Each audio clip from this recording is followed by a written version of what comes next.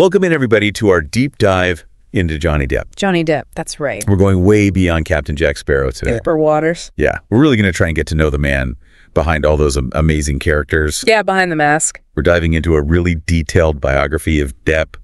And, this is going to be good. yeah, it should be. Really interesting life. I mean, he's had a long career. He has. So many different iconic roles. Yeah. So many different chapters to his life. Exactly. And I think a lot of people would be surprised Yeah. to know that Depp almost didn't become an actor. That's right. He was a musician first.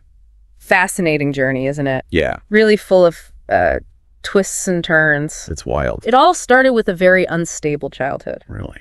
Yeah, imagine moving over 20 times before finally settling in Florida. Over 20 moves. Over 20. That's a lot of upheaval. I can't even imagine Can't imagine that. having to make new friends all the time, Right. starting over, Always a new kid. new school. Constantly adapting. Yeah. And then on top of that, his parents divorced when he was just 15. Yeah, that's got to be Some tough. age. Yeah, going through all of that change. And then right as you're becoming a teenager, Right. your family falls apart. Yeah. So much change. That's a lot for a young person to deal with. Yeah. But it's interesting how he found solace in music during all of that. Yeah. He turned to the guitar as an outlet for his emotions. I mean, it is remarkable It is. how music could just be such a powerful force in someone's life. Yeah, it is. But for Depp, it was more than just a casual hobby. It was. He actually dropped out of high school at 16 to pursue a musical career. Serious about it. He wasn't messing around. I wasn't. He formed a band called The Kids, That's right. and they were actually pretty good. They were pretty good, yeah. They opened for huge acts like Iggy Pop and the Ramones. The Ramones, that's incredible. It really makes you think, like, what if they'd made it big? Yeah. Would we even know Johnny Depp, the actor? What if the Kids were headlining stadiums? It's wild to think about. Parallel universe. Yeah. Total different trajectory. I mean, it's just fascinating how chance Yeah. can just completely reshape a life. Absolutely. But, you know, the Kids struggled. They did. And Depp ended up taking odd jobs to make ends meet. Just to get by. And that's where Nicolas Cage enters the picture. That's right. Nicolas Cage, Our man Nick Cage. who knew he was such an influencer. Right. I mean, he was already an established actor at that time. He was doing really well. But he saw something in Depp, He did. something unique. He saw potential. And he actually encouraged him to give acting a shot. That's right. I mean, he went as far as introducing Depp to his agent, Really opened the door for him. which led to Depp's very first role, His debut. A Nightmare on Elm Street. Classic. Horror classic. Talk about a debut. Huge. Yeah. What a way to start. Not a bad start at all. Right into the deep end. Yeah, it was a small part, but still. Gotta wonder if that experience just sparked something in him. Planted a seed. Yeah, like opened his eyes to this whole new world of possibility. He's always been a creative person, All so right. maybe that was just another outlet. But his breakout role, Yeah. the one that really put him on the map, Everybody knows this one. 21 Jump Street. 21 Jump Street. Suddenly, he's a teen idol. Heartthrob. Oh, yeah. Magazine covers everywhere. I mean, every teenage girl probably has his poster on their wall. Probably. But here's the thing. What's that? He hated it. Really? He detested the whole teen idol label. He did not want to be pigeonholed. He didn't want to be just a pretty face. He wanted more. He wanted substance. Yeah. He wanted roles that were challenging. Roles with depth. Yeah, he wanted to be taken seriously as an actor. He wanted to act, Right. not just be a face. Exactly. And that's where we see his individuality come out. Yeah. He had a vision even at that early stage. It seems like he knew what he wanted. He knew what he didn't want. Right. He knew he didn't want to be just a heartthrob. And that desire to break free from that mold Yeah. led him to Tim Burton, Tim Burton. Edward Scissorhands. Oh, yeah, that was huge. It wasn't just a hit. It was a turning point a defining moment. for Depp. Absolutely. It really showcased his ability to play these quirky and emotionally complex characters But click. that we've all come to associate with him. It's true. I mean, Edward Scissorhands was like a revelation. It was. It was like seeing the real Johnny Depp emerge. vulnerable. Vulnerable. Otherworldly. It was captivating. It was mesmerizing. He proved he was so much more than just a teen heartthrob. Yeah. He had depth, Had nuance. and he brought it all to that role. Yeah. And he just kept on choosing those roles throughout Right. the 90s. That's right. Benny and June. Benny and June. What's Eating Gilbert Grape? Great movie. Ed Wood. Ed Wood classic. I mean, each role is so different. So distinct. But he brought a certain authenticity to each one. He did. He really inhabited those characters. And you can see a pattern emerging. What's that? I mean, he seems drawn to these characters on the periphery. Yeah. As kind of misunderstood individuals. Hiders. The ones who are struggling to find their place in the world. A little lost, searching. And he brings this vulnerability to them. He does. And even a shadow. Yeah. That just makes them unforgettable. Absolutely unforgettable. And then, boom. Ooh, what happened? 2003, Pirates of the Caribbean hits. Oh, yeah. Takes the world by storm. Huge. I mean, Depp as Captain Jack Sparrow. Captain Jack Sparrow. Completely redefined what it meant to be a pirate. Redefine pirate. You think of pirates, you think of Captain Jack. Captain Jack. It was genius. It was. The way he blended the swagger of a rock star. The swagger. With the lore of pirates. And then that humor. Oh, yeah. So unpredictable. That quirky, unpredictable humor. And it's no wonder audiences just went crazy for it. They did. They loved it. It was such a captivating performance. It was. It landed him his first Academy Award nomination. Oh, it did. And it was well-deserved. Absolutely. I mean, Pirates became this phenomena. Became this mega franchise. Yeah. And Jack Sparrow became a global icon. Everybody loves Captain Jack. I mean, global icon. Talk about hitting the big time. Big time. That's it. But even amidst all that blockbuster frenzy, he continued to cultivate his more artistic partnerships. He did. Most notably with Tim Burton. Tim Burton, of course. Depp and Burton. A match made. Maybe somewhere slightly gothic. A little dark. Whimsically dark. Yeah. They just get each other. They do. They have a shorthand. They speak the same creative language. Exactly. But it's more than just getting each other. It is. I mean, their collaboration is rooted in this shared sensibility. The dark humor. Oh, yeah. The gothic aesthetic. Oh, and a deep appreciation for those who are different, those who don't quite fit in. The outsiders. Yeah. And it resulted in this string of visually stunning and thematically rich films. It did, one after another. Sleepy Hollow. Charlie and the Chocolate Factory. Sweeney Todd. Alice in Wonderland. Oh, Alice in Wonderland, yeah. I mean, they're visual feasts. They are. They're so good to look at. And each one pushes the boundaries of visual storytelling. And they always showcase Depp's talent. Yeah, his ability to embody these eccentric characters. So, but while Depp's professional life was flourishing, his personal life often made headlines for different reasons. Yeah. Intriguing is one way to put it. His early marriage. The early marriage. The high-profile relationship. With Winona Ryder. Kate Moss. A lot of media attention. Lots of tabloid fodder there. Oh, yeah. But then came Vanessa Paradis. And that relationship spanned 14 years. 14 years. 2 children. Lily Rose and Jack. It seemed to offer a sense of stability. Seemed like it. Yeah, like a haven away from the Hollywood whirlwind. A little bit of peace. Some quiet. It appeared to be a genuinely happy period for him. It did. But then, of course, comes the chapter with Amber Heard. Yeah. The marriage, the highly publicized divorce, messy, that's very public. And the intense legal battles that followed. Yeah. Things definitely took a complicated turn. They did. So how did he navigate those challenges? Yeah.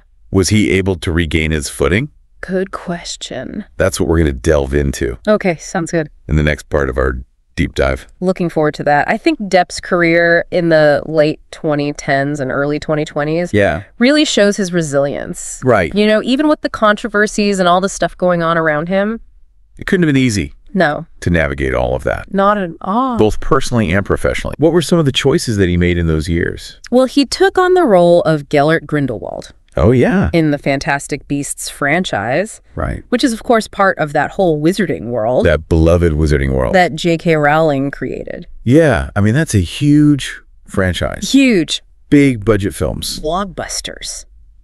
So it put him right back in the spotlight. It did put him front and center.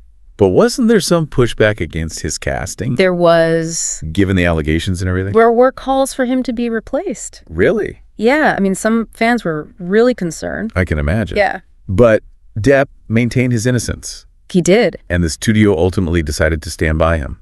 At that time, they did. Yeah, it must have been a really difficult situation to handle. It was a complex time. Finding himself at the center of that kind of public debate. It speaks to the complexities of his career at that point. Yeah. But it's also interesting to note that he started taking on more independent film projects during this time. What kind of films? Well, there was The Professor. Okay.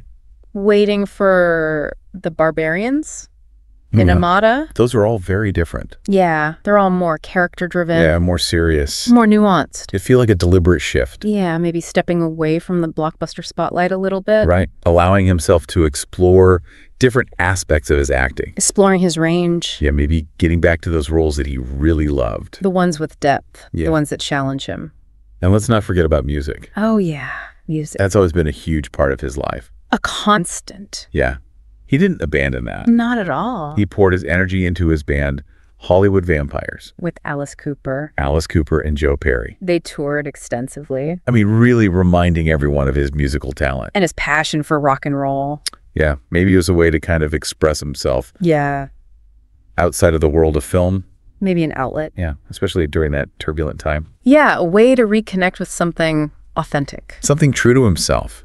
It makes you wonder if he ever looks back and wishes he'd pursued music more seriously. That's a good question. But the film world was watching. Oh, they were. Waiting to see what his next move would be. Wondering what he'd do. Would he step back? Or he'd disappear? Or would he try to make a comeback? And then... Cannes 2023. Cannes. Red carpet premiere of Jean de Barry. Jean de Barry. Depp looking dapper, I might add. Sure. Receives a 7-minute standing ovation. 7 minutes. It felt like a defining moment. A powerful return. Back to the world of cinema. It was a statement. And this marked his return to European filmmaking. It did. The reception was undeniably enthusiastic. They loved him. It seemed to signal a new chapter. A fresh start. And the film itself, it's a period drama. A period drama. A genre that really seems to suit him well. He does period pieces so well. He plays King Louis V. King Louis. And it just seemed like a really carefully chosen role. Yeah. One that played to all of his strengths. He was back in his element. Back into that world of historical drama. The costumes. The elaborate costume. The intrigue. The complex characters. And a response from the audience at Cannes. Unforgettable. Undeniable. Yeah. A warm welcome back. It really was. They were happy to see him. But the question is, was this a true comeback? Yeah. Or just a fleeting moment? What does he do next? Where does he go from here? That's the big question. Only time will tell. Yeah, we'll have to wait and see. But regardless of what the future holds, right, there's one aspect of Depp's life that often gets overshadowed. What's that? His philanthropy. His humanitarian work. Yeah, it's often overlooked. People don't talk about it as much. But it's quite remarkable. He does a lot of good. He's well known for visiting children's hospitals. Yeah. Often dressed as Captain Jack Sparrow. That's great. Bringing smiles to these kids. Yeah. Who are going through really tough times. It's heartwarming. It is. To think of him taking the time to do that. Yeah. To bring a little bit of joy into those situations. It speaks to a side of him we don't always see. A different side. Yeah. The media doesn't always focus on that. It's a reminder that he's human. Yeah. He cares. Beyond the persona. Beyond the fame. Beyond the controversy. There's a real person there. Who wants to make a difference. Who cares about others. Yeah. It's inspiring. So as we wrap up this part of our deep dive. Okay. It's important to remember. What? The complexities of Depp's journey. Yeah. He's incredibly talented. Super talented. Undeniably charismatic. Oh, yeah. But he's also faced... Yeah, he's faced a lot. Significant challenges. Ups and downs. Controversies. For sure. He's an enigma. In a way, he is. This Hollywood rebel. Yeah. Who has captivated audiences. Oh, for sure. But who has also grappled with these personal struggles. Behind the scenes. Yeah. It's a whole other story. And as we head into the final part of our exploration, okay, let's consider the impact of his long-standing collaboration with Tim Burton. Tim Burton, yeah. How did their artistic partnership shape both of their careers? It's a fascinating dynamic. And how did it influence the landscape of modern cinema? How did they change things? Stay tuned. Welcome back to our deep dive into the world of Johnny Depp. Johnny Depp. We've traced his journey. Yeah, from those early musician days. To his rise to fame. Those crazy characters. All the challenges he's faced. Yeah, the ups and downs. His passion for his craft. It's all there. And now we're going to zoom in on what? On one of the most fascinating aspects of his career. Oh, yeah. What's that? His collaboration with Tim Burton. Tim Burton, the visionary director. A partnership that spanned decades. 8 films. 8 films. That have truly left their mark on cinema. They really have. It's remarkable. It is. The consistency. Yeah. The aesthetic. It's so distinctive. It's like they've created this cinematic language. Their own cinematic language. And it resonates with so many people. He really does. Worldwide. It's like they're on the same wavelength. Creatively speaking. Yeah, they just click. There's a synergy. Yeah, a mutual understanding of the weird and wonderful. That translates so well to the screen. And visually. Visually, their films are stunning. They really are. Pushing the boundaries. Special effects and makeup. Creating these fantastical worlds. Dreamlike. Burton's visual style. Yeah. Combined with Depp's willingness to just transform. To fully embody these eccentric characters. Yeah, often misunderstood characters. It's led to some truly iconic moments. In film history. For sure. I mean, think of Edward Scissorhands. That innocent wonder. Or Sweeney Todd. The brooding intensity. These characters stay with you. Yeah. Long after the credits roll. You can't forget them. Nope. And I've always been drawn to the way their films explore themes of isolation. Alienation. The search for acceptance. Yeah. They create a space for the outsiders. For the dreamers. The misfits. The ones who don't quite fit in. And those themes resonate with audiences. They do, especially those who feel like they don't belong. It's that sense of empathy. Empathy. A celebration of individuality. Even if that individuality is unconventional. And I think that's why their films have been so influential. Yeah. They've shown us that it's okay to be different. To be strange. To be quirky. To embrace the unusual. Which brings us to Captain Jack Sparrow. Ah, Captain Jack. Such a wide range of characters. He's played them all. But there's something about that swashbuckling pirate. Iconic. That has captured imaginations. Yeah, why? It's a testament to Depp's ability. To create those unforgettable characters. He could have just played a stock pirate character. Yeah. But he infused him. With what? With swagger. Swagger. That wit and a touch of madness. A little bit crazy. And it's hilarious. He's so... But also strangely endearing. Yeah, you can't help but love him. He's the pirate we all wish we could be. The charming rogue. With a heart of gold. Always ready with a quip. And a daring escape plan. He always gets away. And Captain Jack introduced Depp to a whole new generation of fans. He did the younger generation. And it's heartwarming to know that he used that iconic role for good. He did. Visiting those children's hospitals. Dressed as Captain Jack. Bringing smiles to kids who are going through so much. Really going through it. It says a lot about him. It does. About his character. Just generosity. His willingness to use his fame to make a difference. He doesn't have to do that. But he does. So as we wrap up our deep dive. I'm curious to hear your final thoughts. Yeah, what surprised you? What surprised me most was his resilience. His resilience? Yeah, his ability to navigate all the ups and downs. He said a lot of them. I mean, a career that has been so successful. Hugely successful. But also incredibly challenging. Full of controversy. He's faced criticism. Personal setbacks. But he kept going. He kept creating. Evolving. Finding new ways to express himself. He never gave up. And I think despite all the headlines. All the noise. He still seems to have this genuine desire to connect with people. Right. Whether it's through his acting. His music. His philanthropy. He's such a complex individual. Full of contradictions. But that's what makes him so fascinating. What do you think his legacy will be? That's a tough one. It is. He's still creating. Still going. But I think his legacy will be that of an artist. An artist who dared to be different. To embrace the strange and the beautiful. And who never stopped searching for new ways to tell stories. And connect with audiences. A fitting tribute. It is. To a man who never quite fit into any neat category. Ew. The chameleon. Who has left his mark on cinema. In ways we're still discovering. He might be more than Captain Jack, but we'll always love him for that role. We will. Thanks for joining us for this deep dive. Into the world of Johnny Depp. The enigmatic world of Johnny Depp.